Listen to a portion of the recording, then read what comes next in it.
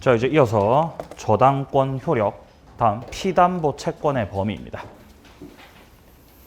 자, 442페이지를 보시면 360조가 나와 있죠. 자, 저당권은 원본, 이자, 위약금, 채무 불이행으로 인한 손해배상, 이걸 지연배상금이라고 합니다. 자, 다시 한번 채무 불이행으로 인한 손해배상 있죠? 이걸 지연배상금이라고 해요. 자, 그리고 실행비용을 담보한다. 자, 그러나 지연배상에 대해서는 원본 이행기일을 도과한 후 1년분에 한해서만 저당권 행사를 할 수 있다. 피담보 채권. 일단 피담보 채권의 뜻은 담보를 입은 채권이다라는 뜻이죠. 이 피자가 입다는 뜻이거든요. 입다. 아니, 채권이 뭐를 입었다는 거죠? 담보를 입었다는 거죠. 이 피담보 채권 속에 포함되는 게 총 지금 5가지라는 겁니다. 첫 번째가 원본, 원금이죠. 이자, 특약을 어겼을 때 내는 위약금, 지연배상금, 마지막으로 실행비용까지. 이렇게 5가지를 담보하게 됩니다. 자, 근데 후술되는 문장에서 확인할 수 있듯이 지연배상에 대해서는 원본의 이행기일을 도과하고 몇 년분에 한해서만 1년분. 1년분에 한해서만 우선 변제를 받아갈 수 있다. 이런 취지로 후술되는 문장에서 표현하고 있습니다. 자, 나머지는 별로 볼 게 없습니다. 원본, 이자, 위약금 말 그대로고요. 자, 좀 볼만한 거는 양괄호 4번에 나오고 있는 지연배상금입니다. 첫째 줄, 지연이자는 원본의 이행기일을 경과한 후 1년분에 한한다. 자, 괄호 안에 보시면요. 이 제한을 둔 이유는 이행기일이 도래해서 저당권 실행할 수 있는데도 불구하고 저당권 실행을 하지 않아서 지연이자 확대로 인해 후순위 저당권자, 제3자의 이익을 침해할 위험이 있기 때문이다. 그러니까 1년분에 한해서만 지연배상금을 받아가라 라는 거는 누구를 보호하기 위한 거라는 거죠? 예, 후순위 권리자를 보호하기 위한 거예요. 그러니까 우리가 알아야 되는 건, 자, 갑이 소유한 목적물에 대해서 을이 저당권자일 때, 자, 그러면 저당권자가 받아야 할 원금이 있겠죠. 원금. 자, 원금이 1억이라고 가정을 해봐요. 자, 원금 1억이 있고 지연배상금이 한 달에 100만 원씩 계속 쌓이고 있습니다. 지연배상금 100만 원씩 계속 쌓이고 있다. 그럼 경매 신청을 하면 되는데 이 지연배상금을 계속 쌓고 있더라는 거죠. 무려 3년치를. 네. 그러면 한 달 100만 원씩 3년치가 쌓이면 이거 얼마가 되는 거죠? 단위로 계산했을 때 3,600이죠. 자, 그러면 지연배상금 3년치를 쌓아놨을 때 목적물이 경매가 되고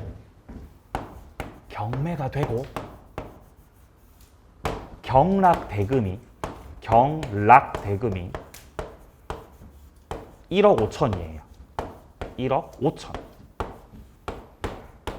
그럼 1억 5천 중에서 저당권자가 우선 변제 받아갈 수 있는 건 원금 1억은 물론 받아갈 수 있겠죠. 요거. 근데 지연배상금 같은 경우는 3년분 우선 변제, 1년분 우선 변제. 1년분에 대해서만, 즉 1200에 대해서만 우선 변제 받을 수 있다는 거죠? 아니에요. 그게 아닙니다. 3년치 전부 다 우선 변제 받을 수 있어요. 왜냐하면 1년 제한을 걸어놓은 건 갑을 보호하기 위한 제도가 아니기 때문입니다. 지금은 저당권자 한 분밖에 안 계시기 때문에 지연이자가 몇 년치가 쌓여 있더라도 범위 안에서 우선 변제 다 받아갈 수 있습니다. 아니 그러면 1년분 제한은 왜 있는 겁니까? 아 그거는요. 후순위에 다른 권리자, 저당권자가 있을 때. 그러면 후순위 저당권자도 먹을 게 있어야 될 거 아닙니까? 병도 받을 돈이 있겠죠? 자, 이럴 때는 얼마치만 가져가시라고? 1년치만 가져가시라고요. 후순위가 있을 때 그렇게 하시라고. 후순위 있을 때.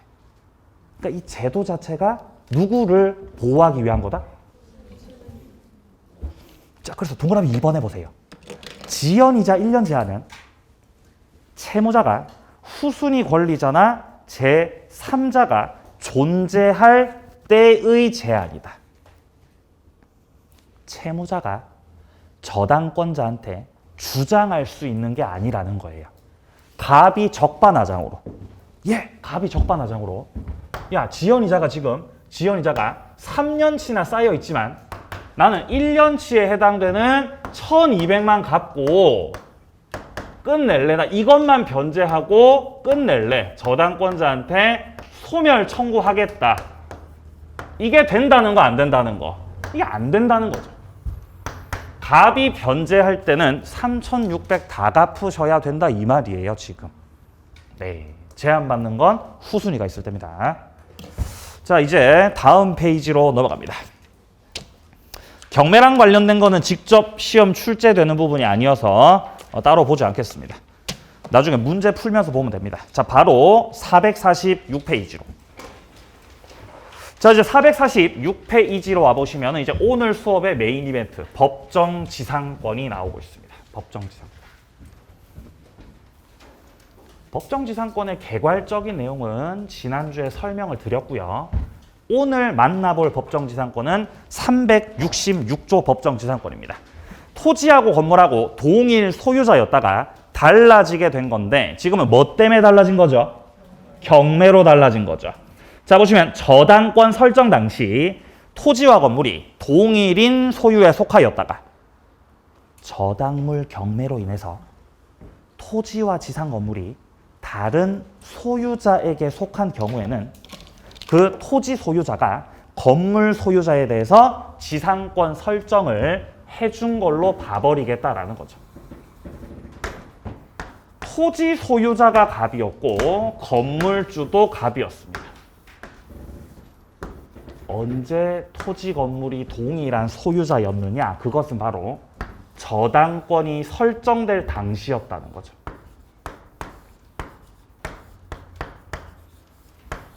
자, 그러면 을에 저당권이 설정될 당시에 토지 소유자가 갑, 건물주가 갑, 토지 건물이 동일 소유자였어요. 근데 갑이 변제를 못하니까 저당권자가 토지에 대해서 경매 신청을 했고, 자, 이렇게 되면은 경매로 인해서 이 토지가 경락이 될 거기 때문에 결국 경매로 인해서 토지 소유자하고 건물 소유자하고 달라지게 된 거죠.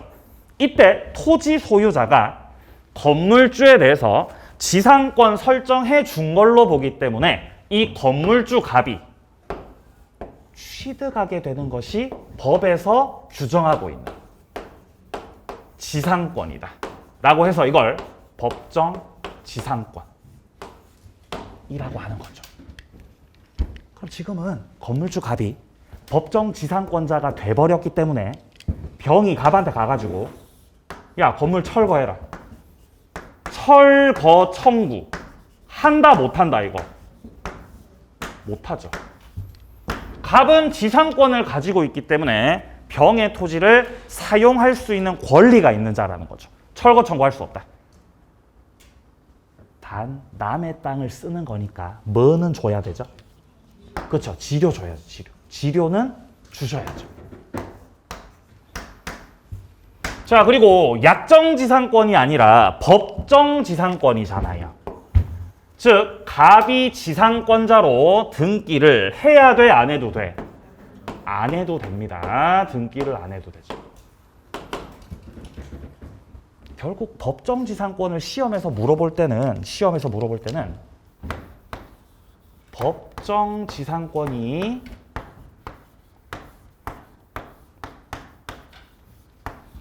법정지상권이 성립합니까? 성립하지 않습니까? 를 물어봐요.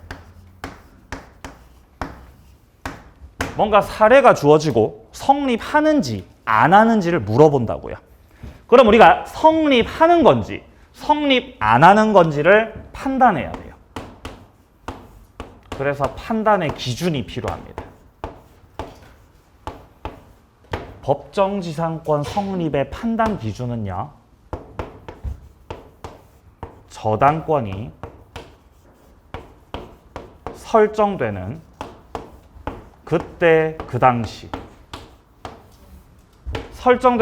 당시에 토지하고 건물하고 소유자 같아야 돼요. 동일 소유자. 이어야 법정지상권이 성립하게 되는 것이에요. 그래서 이 판단의 기준만 잘 가지고 기억하고 계시면은 사례가 조금 복잡하더라도 판단을 할 수가 있습니다. 그럼 한번 판단해 보세요. 토지가 갑소유였다.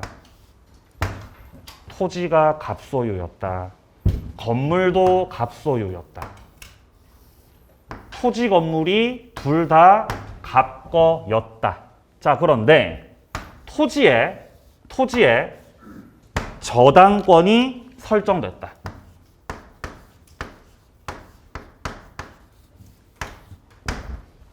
근데 갑이 변제를 못하고 있었다. 그러던 중 갑이 건물을 병한테 팔았다. 병이 건물주가 됐어요. 병한테 건물 팔아가지고. 그 이후에 저당권자가 토지에 대해서 경매를 신청했고, 경매 실행으로 인해서 땅을 정의 경락받게 되면서 토지와 건물의 소유자가 달라지게 되었다. 자, 이 사례에서 법정지상권 성립 되겠어요, 안 되겠어요? 돼요? 돼?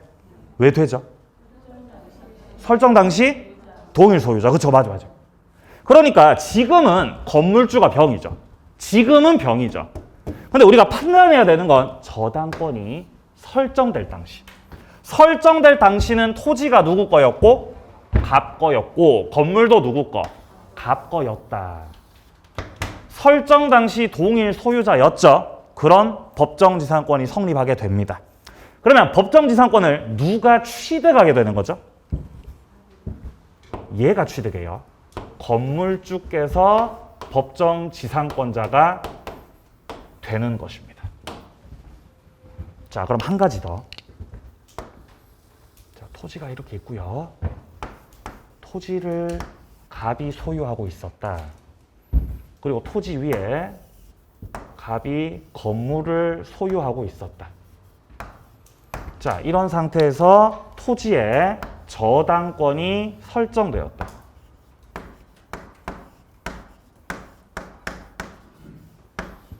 자, 그런데 그 이후에 건물이 철거됐다. 건물이 너무 작아서 갑이 건물을 새로 지었다. 건물을 새로 더 크게 이렇게 신축했던 거예요. 그럼 이 건물도 갑 거죠. 새로 신축된 건물도. 그리고 이후에 저당권이 실행됐고 토지에 경매가 들어갔고 토지를 경락받으셨다는 거죠. 예. 자, 이 경우 법정지상권 성립해 안 해? 성립 안 하죠, 그죠? 성립해야 안 해요? 해요. 우리가 기억해야 되는 건 뭐예요? 설정 당시 동일 소유자. 설정 당시 동일 소유자라고요. 아니, 그러면 저당권 설정 당시에 토지가 누구 거였고 토지 갑건. 그때 건물이 있었어요. 건물이 있었어요. 그죠? 무슨 건물이 있었어요? 이 하양 색깔 건물. 하양 색깔 건물이 있었죠? 그 건물 누구 거였어요? 갑 거였어요. 그럼 설정 당시 동일 소유자가 맞는 거죠. 물론 지금 이 파랑 색깔 건물은 설정 당시 건물은 아니죠. 근데 설정 당시 건물이 존재하긴 했잖아요. 그러면 이 건물주께서 경락으로 달라졌을 때 법정지상권을 취득한다, 안 한다? 취득한다는 거죠. 그러니까 우리가 판단해야 되는 건 항상 저당권이 설정되는 그때 그 당시입니다. 자, 사례 한 개씩 보죠. 자, 447페이지로요. 인정 근거 첫째 줄 민법은 토지 건물을 각각 별개 부동산으로 따로 취급한다. 그러니까 토지 등기부 따로, 건물 등기부 따로 존재합니다.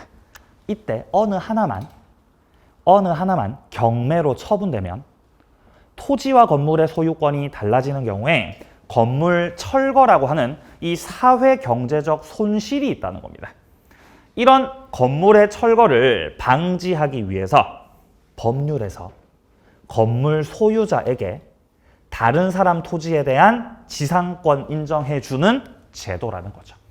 자, 그리고 이어지는 문장도 확인하세요. 강행규정입니다. 366조는 강행규정이기 때문에 특약으로 다르게 정할 수가 없습니다. 자, 밑으로 내려가세요. 성립요건. 첫 번째, 저당권 설정 당시에 건물이 있어야 된다.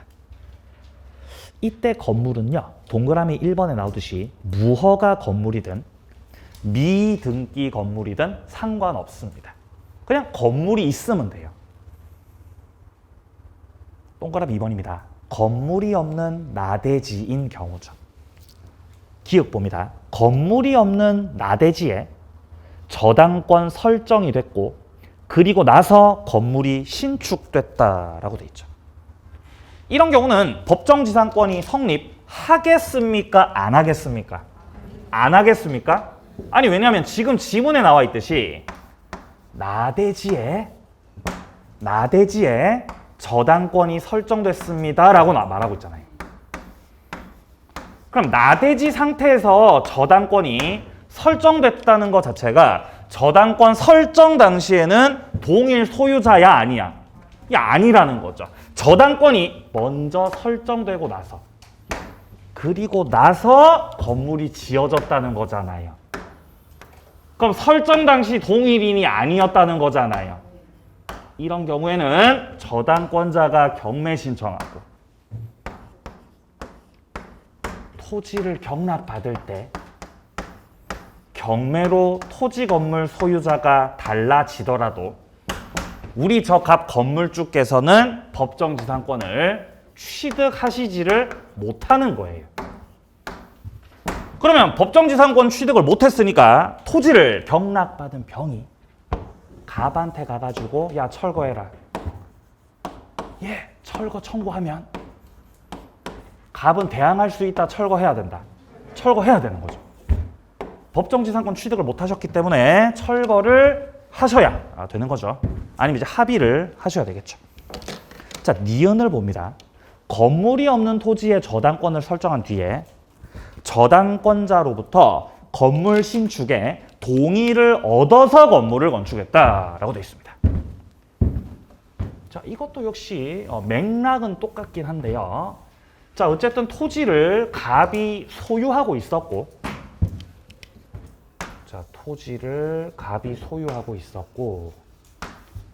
갑 소유 토지에 대해서 저당권이 설정됐습니다. 그럼 사실 여기서 끝난 거예요. 여기서 끝났어요. 저당권 설정 당시 나대지였잖아요. 그럼 죽었다 깨어나도 366조 안 되는 거죠. 자, 근데 지금 판례에서 말하는 건 저당권자로부터 승낙을 받아서 저 건물 좀 지어도 될까요? 건물 지으세요. 그럼 저 건물 지을게요. 건물 지을게. 승낙 받아서 신축을 했다는 거예요. 그리고 나서 저당권이 실행됐고 경매가 들어갔고 경락이 됐다는 거죠. 그래서 경락인이 갑한테 철거하라고 하니까 야 철거해라.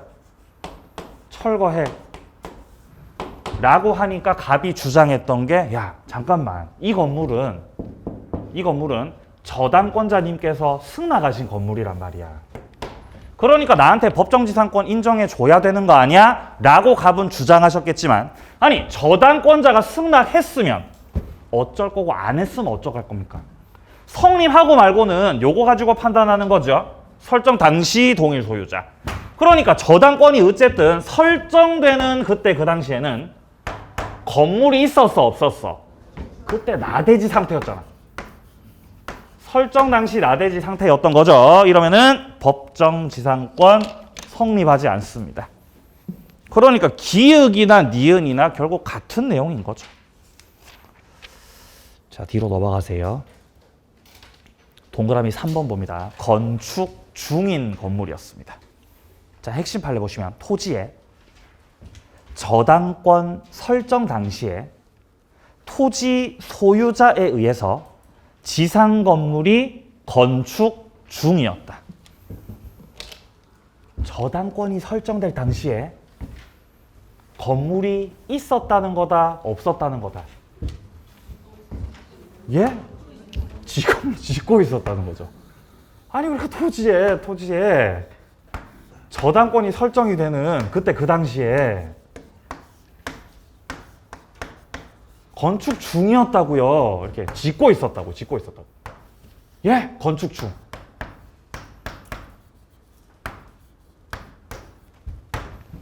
그러면 건물이 있었던 거예요, 없었던 거예요? 애매하죠. 건축 중이어서 애매하잖아요. 자, 판례는 뭐라고 했냐? 건물이 사회관념상 독립한 건물로 볼 수 있을 정도에 아직은 이르지 않았지만 건물의 규모, 종류가 외형상 예상할 수 있는 정도까지 진전돼 있었고 라는 표현이 나오죠. 그러니까 어느 정도 건축이 진전이 됐기 때문에 자 이거를 건물로 충분히 볼 만한 정도로까지 진전이 됐다는 거예요.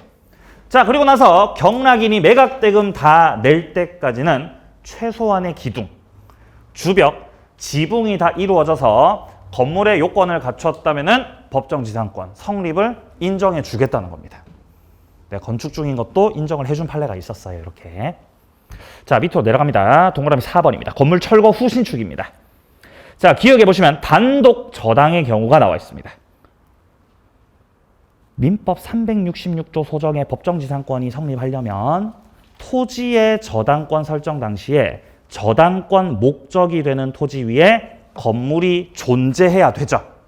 자, 근데 토지에 저당권 설정 당시 건물을 그 후에 개축하거나 증축한 경우는 물론이고 그 건물이 멸실되거나 철거됐고 재건축, 신축된 경우에도 법정지상권이 성립한다 그러죠. 그러니까 저당권이 설정될 당시에 존재했던 그 건물이 철거가 되고 재건축, 신축이 됐다고 하더라도 법정지상권 성립한다고 안 한다고? 성립한다는 거죠. 성립해요. 근데 문제는요. 밑에서 두 번째 줄. 신건물에 성립하는 법정지상권의 내용인 존속기간이나 범위 이런 것들은 구건물을 기준으로 하여야 할 것이다 라고 판시했어요. 신건물이 무슨 색깔이죠? 파랑 색깔이죠. 신건물이요. 신건물 기준으로 범위를 정할 게 아니라 무슨 건물을? 구건물. 이 하양 색깔 건물. 이 건물을 기준으로 법정지상권의 범위가 결정된다는 겁니다. 그러니까 갑이 가지게 되는 법정지상권의 범위는 여기라는 거죠. 맞아요. 여기라는 거죠. 그럼 여기는 법정지상권 인정돼 안 돼? 여기 안 된다는 거야. 안 된다. 신건물 기준, 구건물 기준. 구건물 기준이라고요. 범위가.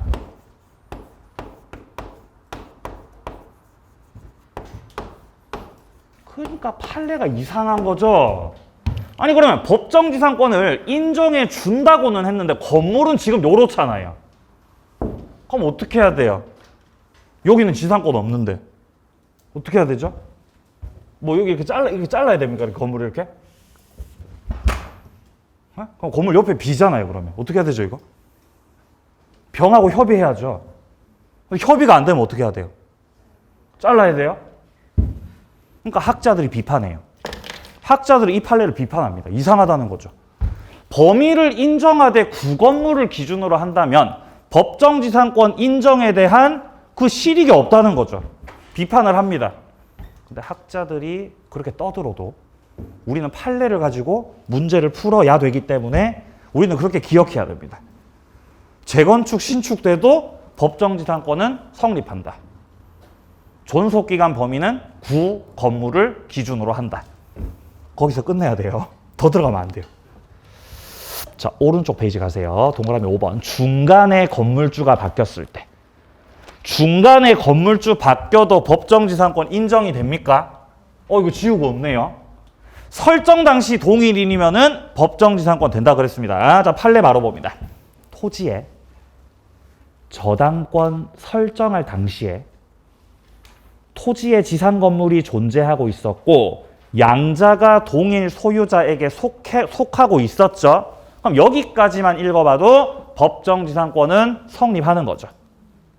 근데 문제는 그 후에 저당권 실행, 토지가 낙찰되기 전에 건물이 제3자한테 양도가 됐던 거죠. 그럼에도 불구하고 설정 당시에는 동일인이 맞았기 때문에 법정지상권 성립을 인정해 주었던 판례입니다.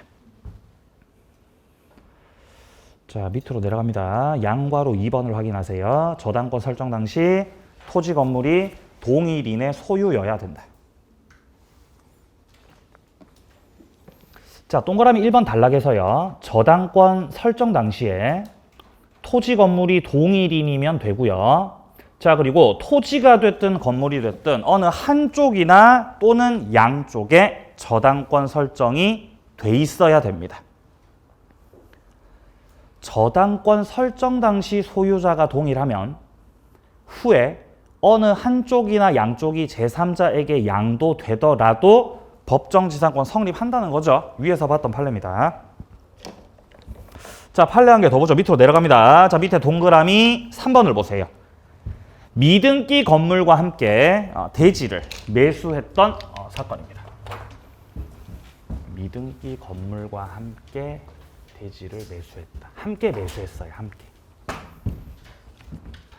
자, 토지가 있었고요. 토지가 갑거였어요. 그리고 토지 위에는 건물이 있었어요. 건물도 갑거. 근데 문제는 이 건물이 미등기 건물이었던 거죠. 아직 등기 안 했어요. 근데 미등기 건물이어도 신축한 건물은 신축한 자의 소유죠. 그럼 이 건물에 소유주 있다 없다? 소유주가 존재하고 있는 거죠. 자, 근데 미등기 건물을 대지와 함께 매수했다는 겁니다. 자, 건물을 을이 매수했고 토지도 을이 매수했다.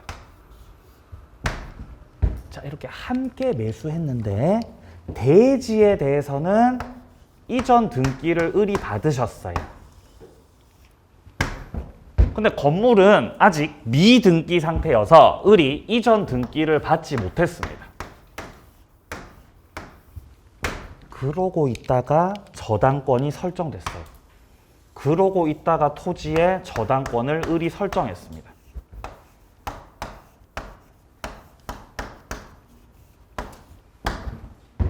저당권 설정. 저당권이 설정되고 나서 그 이후에 을이 결국 등기를 받으셨네요. 자, 그러고 있다가 저당권이 이후에 실행됐다. 경매가 되고 토지를 경락 받으셨다는 거죠. 자, 이 경우에 법정지상권 성립한다 안 한다? 어떻습니까? 성립 안 해요? 저당권이 설정될 당시에 토지 소유자가 누구였죠? 을이었죠. 토지 소유자 을이었어요. 건물주는요? 건물주는 갑이었어요. 맞아요. 설정 당시에는 을이 아직 등기를 못 받았었죠. 저당권 설정 당시에는 을이 건물에 대해서 이전 등기를 받지 못했었기 때문에 토지 소유자 을 그리고 건물주가 갑이었기 때문에 설정 당시 소유자가 달랐다는 거죠. 이런 경우는 법정지상권 성립하지 않습니다. 자, 판례 봅니다. 미등기 건물을 대지와 함께 매수한 사람이 대지에 관해서만 소유권 이전 등기 넘겨받고 건물에 대해서는 등기를 이전받지 못하고 있다가 대지에 대해서 저당권 설정. 그러니까 저당권 설정 당시에는 토지가 소유자가 을이었지만 건물은 누구 거였다는 거? 갑 거였다는 거죠. 예. 자, 그리고 그 저당권이 실행됐고 대지가 경매돼서 다른 사람 소유로 된 경우에는 저당권 설정 당시 이미 대지와 건물이 각각 다른 사람 소유에 속하고 있었으므로 법정지상권 성립될 여지가 없다는 거죠. 자, 세 번째 성립 요건으로 내려가세요. 저당권 실행 경매로 소유자가 분리될 것. 그러니까 소유자가 분리되는 그 원인 자체가 뭐여야 된다는 거죠? 경매여야 된다는 거죠. 경매.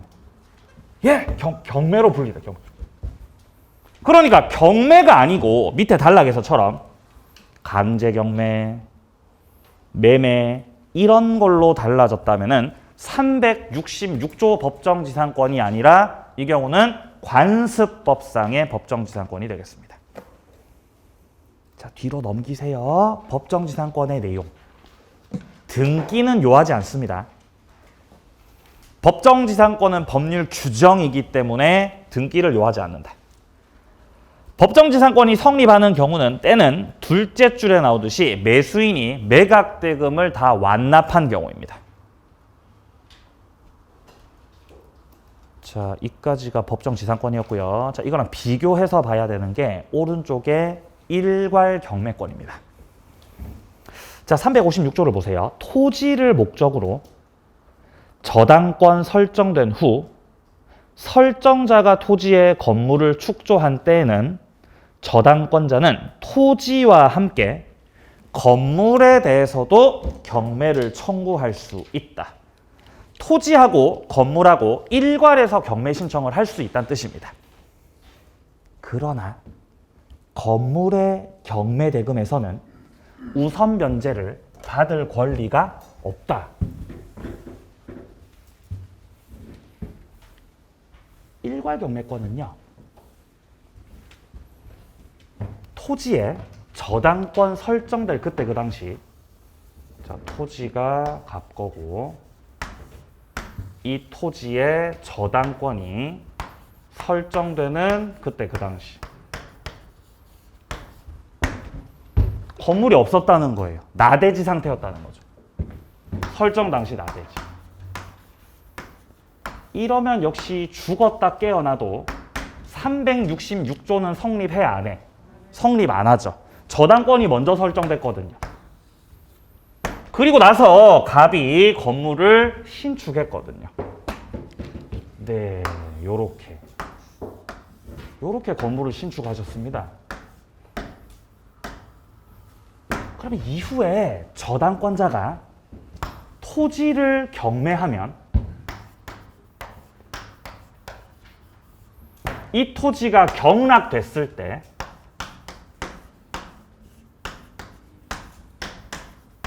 경락인이 건물주 갑한테 철거 청구를 하게 되면은 갑은 철거를 해야 된다는 겁니다. 왜냐하면 이 경우는 갑이 법정지상권을 취득하지 못했거든요. 그러니까 건물이 부셔지니까 이러면은 이게 사회 경제적으로 손실이 나는 거니까 애초에 저당권자가 경매를 신청할 때 토지만 경매하지 말고 건물도 같이 경매하시라는 거예요. 그래서 이걸 무슨 경매라 그래요? 일괄 경매라고 하는 거예요. 그러면 토지하고 건물하고 이렇게 일괄해서 경매 신청을 하면 병이 경락을 받을 때 토지만 경락 받는 게 아니라 건물도 다 경락 받잖아요. 그렇죠? 그럼 건물 안 부셔지잖아요. 이런 제도예요. 일괄 경매권. 그러면 갑은 억울하지 않나요? 갑은 토지 저당권 설정했는데 건물도 다 경매되잖아요. 그럼 갑은 억울해요? 안 억울해요? 갑은 억울해요? 안 억울해요? 만약에 토지만 경매되면 경락인이 철거하라고 할 거예요. 그럼 철거 당하잖아요. 철거 당하느니 다 경매 들어가서 남은 경락 대금이라도 갑이 회수해 가는 게 낫습니다. 그러니까 갑도 좋고 경락인도 좋고 경락이 잘 돼서 저당권자도 좋고 다 좋은 제도예요. 자, 근데 주의하실 점은 이 일괄 경매가 의무는 아닙니다. 이거는 저당권자의 선택이자 자유입니다. 그러니까 갑이 열받게 하면 토지만 경매 신청해버리는 거예요. 갑이 열받게 하면. 네. 권리입니다, 권리. 자, 그리고 이 경우 을의 저당은 건물 저당이다, 토지 저당이다.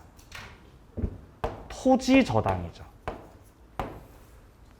그럼 이 저당이 토지 저당이기 때문에 일괄 경매 신청을 했더라도 토지 매각 대금,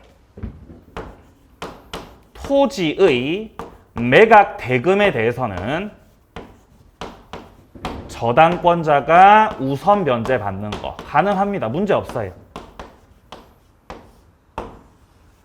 근데 토지 저당의 효력이 건물에까지 다 미치는 것은 아니기 때문에 이 경우 건물의 매각 대금에 대해서는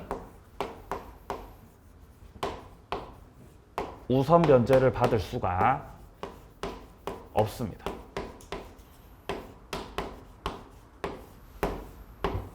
그래서 건물에 대해서는 우선 면제를 못 받는다라는 것이 365조 후술되는 문장에서 나오는 거죠. 건물의 경매 대금에서는 우선 면제 받을 권리가 없다. 자, 밑으로 내려가세요. 배경. 저당권 설정 당시에는 나대지였는데 저당권이 설정된 후 설정자가 나대지의 건물을 축조한 경우 저당권자가 토지만 경매 실행을 해버리면 법정지상권이 불성립하고 이로 인해 담보가치 하락이 생겨서 경매 대금이 저감될 수가 있습니다. 자, 여기서 토지와 함께 일괄 경매 청구를 허용한다면 건물하고 토지가 동일한 낙찰자에게 귀속될 수 있어서 담보가치 하락을 막고 건물이 철거되는 것을 막아낼 수 있는 그런 제도다라는 거죠.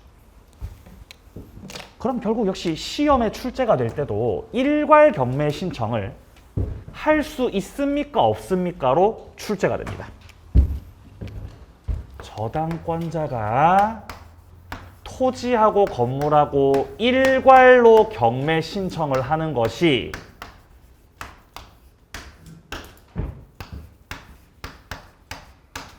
가능하냐? 불가하냐? 이걸 물어본다고요. 그럼 역시 우리가 알아야 되는 건 판단의 기준이죠.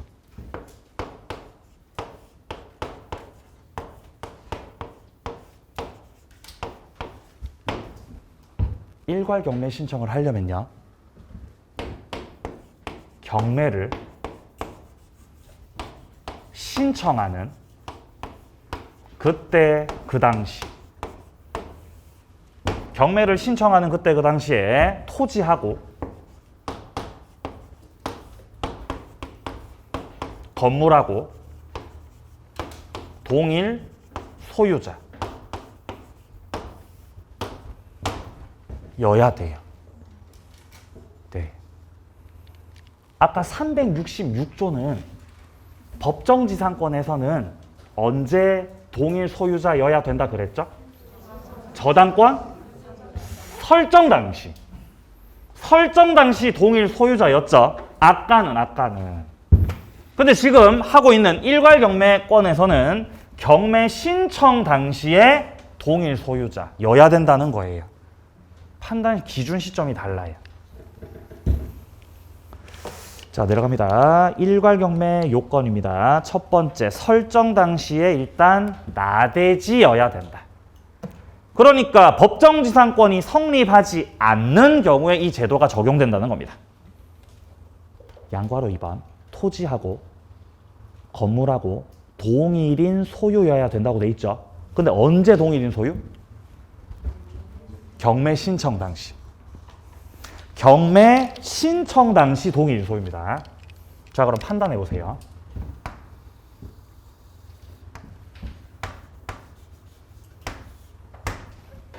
토지가 갑거였고 나대지 상태에서 저당권이 설정됐어요. 그리고 나서 갑이 건물을 신축했습니다. 그럼 법정지상권은 안 됩니다. 이때 저당권자가 토지하고 건물하고 일괄해서 경매 신청을 할 수 있습니까? 지금 이 상황에서?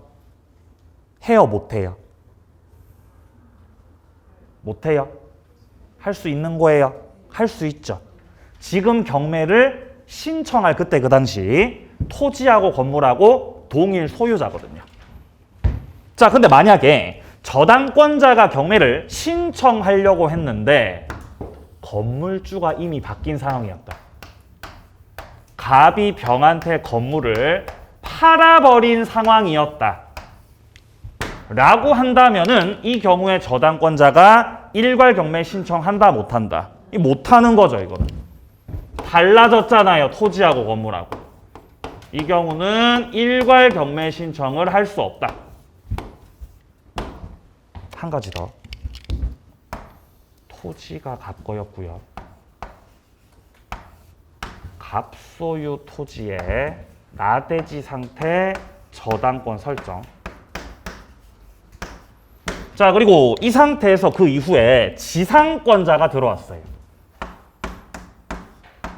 용의권 설정받은 지상권자가 들어왔고, 자, 그리고 그 지상권자가 여기다 건물을 신축했어요. 그럼 이 건물은 지상권자 거죠. 이런 상태라면 저당권자가 일괄 경매 신청해 못해? 못하는 거죠. 다르잖아요. 자, 근데 만약에 지상권자가 갱신 청구하고 지상물 매수 청구를 해가지고 건물주가 병에서 갑으로 바뀌었다면, 갑이 이 건물을 매수했다면은 토지 건물이 동일 소유자가 된 거죠. 그럼 이런 상황에서는 저당권자가 토지하고 건물하고 일괄 경매 신청 해 못해? 할 수 있는 거죠. 그렇죠? 예. 신청 당시 동일 소유자입니다. 자, 동그라미 1번 봅니다. 저당권 설정 후 임차인 같은 제3자가 건물을 축조한 경우다. 그러면 토지하고 건물하고 소유자가 다른 경우거든요. 일괄 경매 신청해 못해? 못하죠. 요 상태죠. 그죠? 임차인이 들어와가지고 건물 지었다는 거죠. 일괄 경매 신청할 수 없습니다. 넘깁니다. 동그라미 2번. 저당권 설정자가 건물을 제3자에게 양도했을 때. 자, 핵심 판례 봅니다. 토지에 저당권 설정한 후 저당권 설정자가 건물을 축조 후 건물을 제3자한테 양도했죠. 아니, 저당권 설정자가 건물을 축조한 것까지는 좋은데 그리고 나서 건물을 제3자한테 양도했다고요. 그럼 일괄 경매 신청해 못해? 못한다는 거죠. 동그라미 3번. 일괄 경매 청구권은 저당권 설정자가 건물을 축조한 경우뿐만 아니라 저당권 설정자로부터 저당 토지에 대한 용의권 설정받은 자가 건물을 축조한 경우라도 저당권 설정자로부터 용의권 설정받은 자가, 즉 지상권자가 그 건물을 축조한 경우라도, 그런 경우라도 그 후에 저당권 설정자, 칠판에서의 갑을 말하는 거죠. 그 갑이 건물의 소유권을 취득을 하셨다는 거죠. 이후에 그 건물을 매수하셨다는 거죠. 그러면 토지하고 건물하고 동일 소유자가 됐기 때문에 일괄 경매 신청을 할 수 있는 거죠. 자, 내려갑니다. 효력. 자, 토지 건물을 일괄 경매할 때, 자, 그때 첫째 줄 봅니다. 저당권 우선 변제 효력은 토지에는 미치겠지만 건물에까지는 미치지 않기 때문에 저당권자는 토지 경매 대금에서만 우선 변제 받을 수 있고, 건물의 경매 대금에서는 우선 변제를 받을 수가 없다는 거죠. 자, 밑으로 내려갑니다. 양괄호 2번입니다. 토지만 경매됐다. 저당권자가 일괄 경매할 수도 있겠지만 토지만 경매 신청을 할 수도 있는 거죠. 자, 그렇게 돼버렸다면은, 자, 이때는 셋째 줄 366조 법정지상권이 성립하지 않아서 토지만 낙찰받은 매수자가 건물 철거 청구를 할 수가 있고, 그럼 철거될 수도 있는 거죠. 자, 이까지 법정지상권하고 일괄 경매권 두 가지를 묶어서 정리해봤습니다.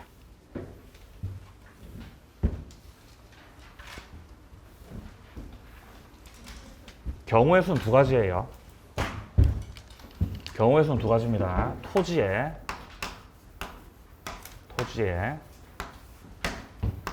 저당권이 설정되는 그때 그 당시, 토지 저당권 설정 당시에 건물이 존재하고 있었다면, 건물이 이미 존재하고 있었다면은 그때는 366조에서 규정하고 있는 법정지상권이 성립하는 건지 안 하는 건지를 따져봐야 돼요. 건물이 있었다면요. 자, 근데 만약에 토지에 저당권 설정되는 그때 그 당시에 나대지 상태였다면 그때는 366조는 따질 필요도 없고 뭐를 따져보냐면은 365조에서 규정하고 있는 일괄 경매권을 따져봐야 되는 거예요.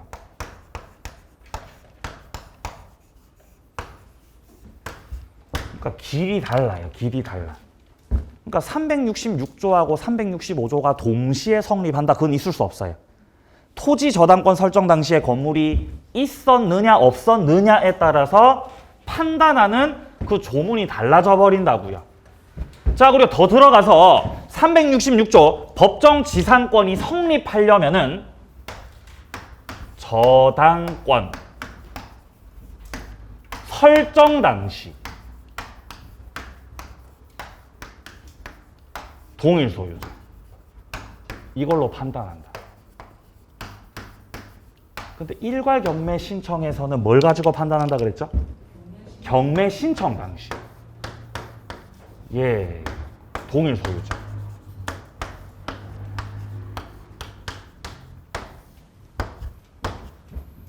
이걸로 이제 판단을 하게 됩니다. 그래서 이 두 가지 제도의 맥은 같아요. 맥은. 목적은 같죠. 건물이 철거되는 걸 막겠다는 거예요. 철거되지 않도록 막겠다는 건데 이제 들어가는 길은 이렇게 딱 두 갈래로 나뉘어집니다. 자, 이제 저당권 파트 마지막 내용을 좀 보죠. 자, 452페이지 밑에 쪽에 보시면은 제3취득자라고 하는 게 나옵니다. 제3취득자. 제3취득자라고 하시는 분들은 지위가 대단히 불안정하신 분들이에요. 오른쪽 페이지에 도해가 나와 있습니다. 도해가 나와 있어요. 갑이 집 소유자입니다. 최초. 갑이 최초 집 소유자인데 저당권자가 존재하고 있죠. 은행에서 저당권 설정을 받으셨고요. 그리고 나서 갑이 건물을 을한테 파셨네요. 갑이 집을 갖고 있었는데, 갑이 집을 갖고 있었는데 이 집에 저당권이 설정됐다. 그럼 저당권이 설정됐다는 것 자체가 이 갑의 집은 저당물이 된 거예요. 저당물. 자, 이 집을, 이 저당물을 을이란 사람이 매수했죠. 매수해서 소유권 취득을 하신 거죠. 자, 꼭 소유자가 아니더라도 이 저당물에 대해서 뒷순위에 전세권자로 들어왔다. 이 뒷순위에 지상권자로 들어왔다. 이런 분들을 다 싸잡아 묶어서, 이런 분들을 다 묶어서 제3취득자라고 하는 거예요.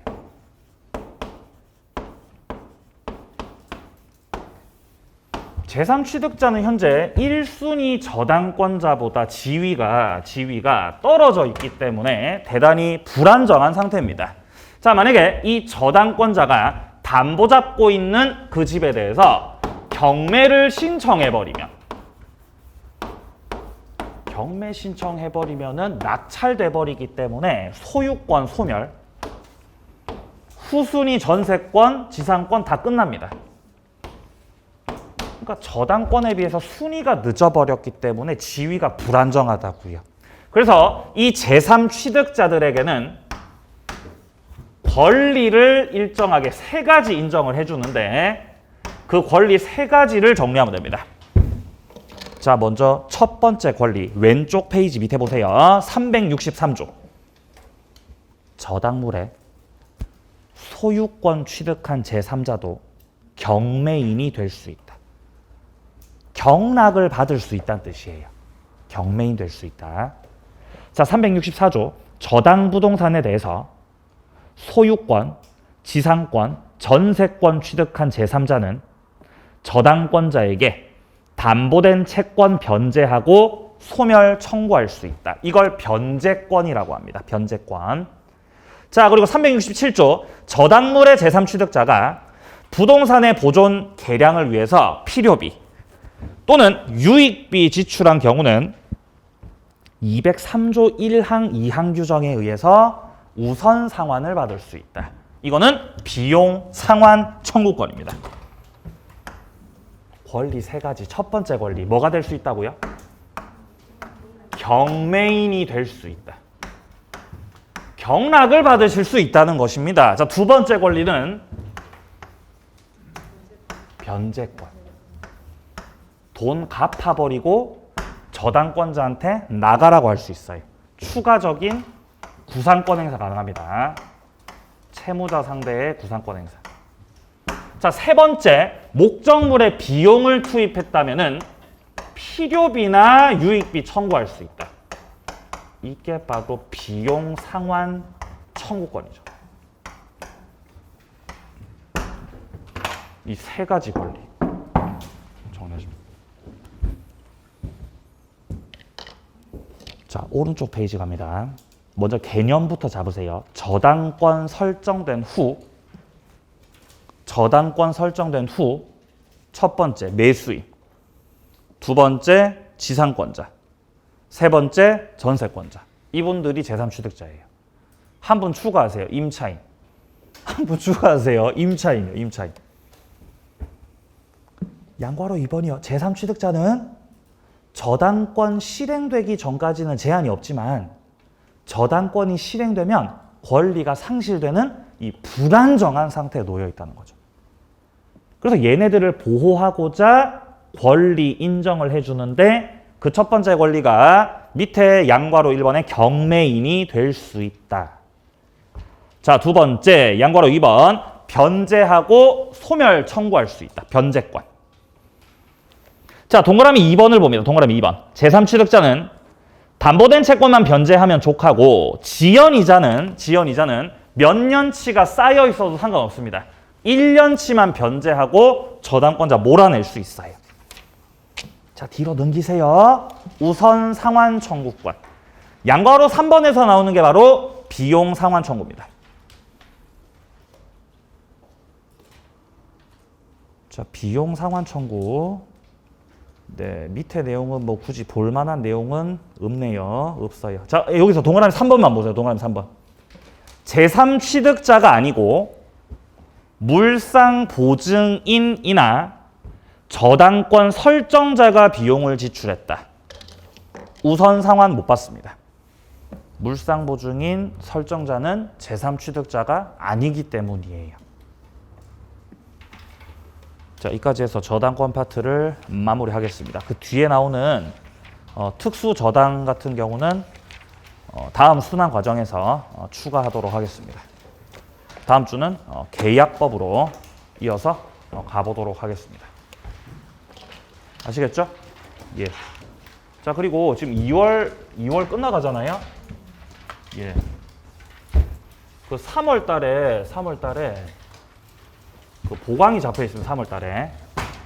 예. 그 1, 2, 3, 4월 동안에 이제 8주라 가지고 특별법을 정리할 만한 시간이 확보가 안 돼서 이제 요 두 타임을 늘린 거예요. 24일하고 요 31대를 늘려서 요 때도 이제 정규 수업이 그대로 진행되는 겁니다. 그래서 2주차를 늘려 가지고 4월 달 막바지에는 아니다. 2월 달 끝나고 나서 3월 초에 특별법을 정리하고 3, 4월 과정을 끝낼 수 있도록 이렇게 좀 스케줄을 잡았습니다. 이해하시겠어요? 이때도 책 들고 오시면 돼요. 시간 똑같습니다. 10시부터 2시까지. 네. 자, 고생 많으셨고요. 다음 주는 계약법으로 만나도록 하겠습니다. 수고하셨습니다.